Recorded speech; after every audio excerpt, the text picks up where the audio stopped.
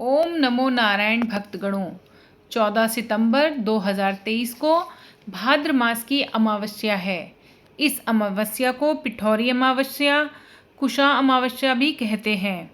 इस अमावस्या में भगवान श्री हरि विष्णु और भोलेनाथ की पूजा की जाती है, क्योंकि भाद्रपद का महीना भगवान विष्णु को बहुत ही प्रिय है, इसलिए इसमें दोनों देवों की पूजा की जाती है।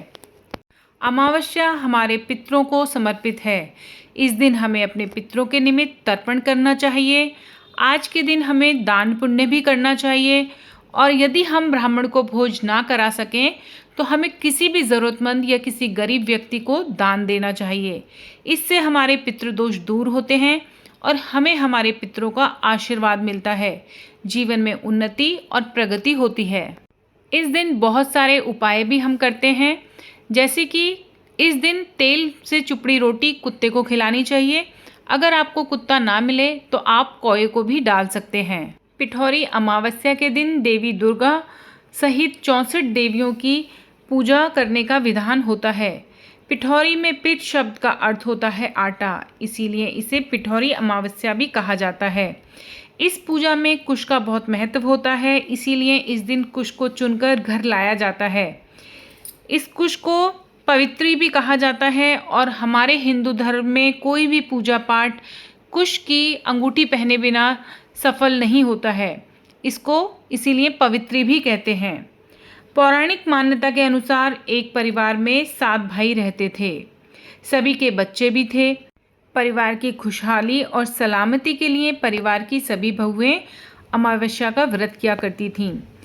जब बड़े भाई की पत्नी ने व्रत रखा तो उसके बड़े बेटे की मृत्यु हो गई। अगले वर्ष फिर दूसरे बेटे की भी मृत्यु हो गई। इस तरह करते करते 7 वर्ष में उसके 7 बेटों की मृत्यु हो गई।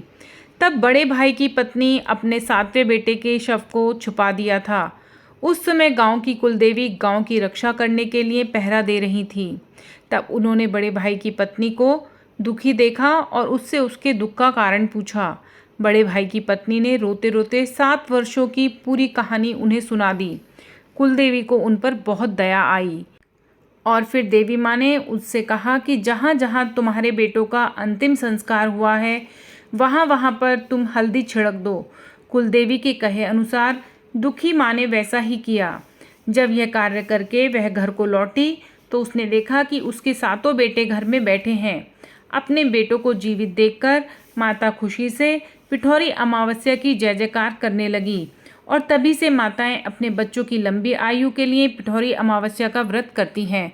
धन्यवाद दोस्तों।